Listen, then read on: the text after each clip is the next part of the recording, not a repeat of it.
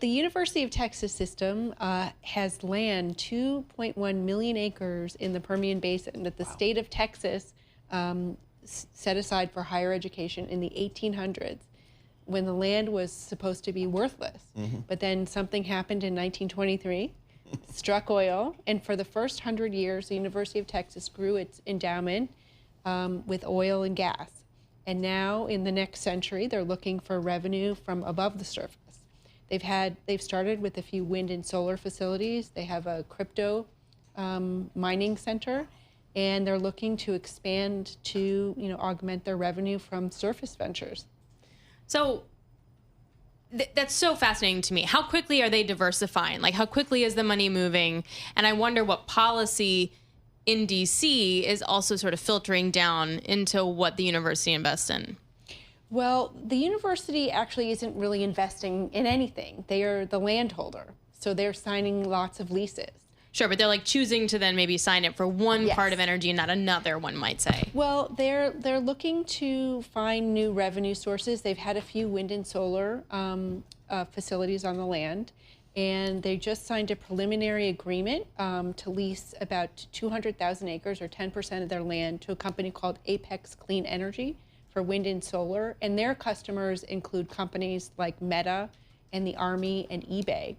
And right now these are, these things take years and years and years to build. The wind and solar facilities I saw that are up and running for a couple of years, those deals were initially signed several years ago, but it just takes time. And there's new transmission lines that were just approved in Texas, in 3 of them at $10 billion to move power into the Permian. So these wind and solar are producing them, and then these lines will be able to take them. It's Texas is such an interesting place in the world for many reasons. One of which is when I think of Texas, I think of big oil. The oil rigs and cowboys and all that kind of great stuff. But it's also like one of the biggest renewables places. I mean, they've got a lot of wind and they got a lot of sun and they got a lot of land. So how does Texas kind of balance those two things? Well, they need an all-in approach. Okay. And the University of Texas has, really grown its endowment. It's, $48 billion, coming close to Harvard. Yeah. Wow. And I did a story a couple of years ago about their record year in oil. A few years ago, they got over $2 billion in oil and gas revenue. That's amazing. And it's just cash into the endowment. Can other universities replicate the monetization of their land in a similar way? Like, what other universities have this kind of option? Everybody in Texas knows never sell your mineral rights, but you can't really come close to this. I mean, Rice in Texas, they also have revenue coming from oil, from land, but nothing even comes close to this. University of Oklahoma, I did a story several years ago about, people gift them land, they keep the mineral rights. With fracking, they got, huge increases over time, but, you just can't compare anything to 2 million acres in the Permian Basin.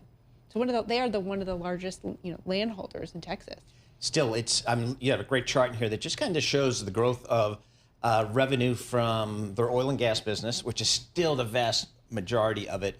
But this surface piece, it sounds like it can be totally incremental. Yes, and the head of University Lands, which is the unit of the University of Texas system that runs it, initially he's saying we're kind of looking for a couple of singles here and there, test the waters, and now they're looking for bigger projects where they can have wind and solar power generation, on larger swaths of land to generate more money. Now, keep in mind, under these projects, the wind turbines that I saw, they have oil underneath, and that business is also working, so it's all concurrent.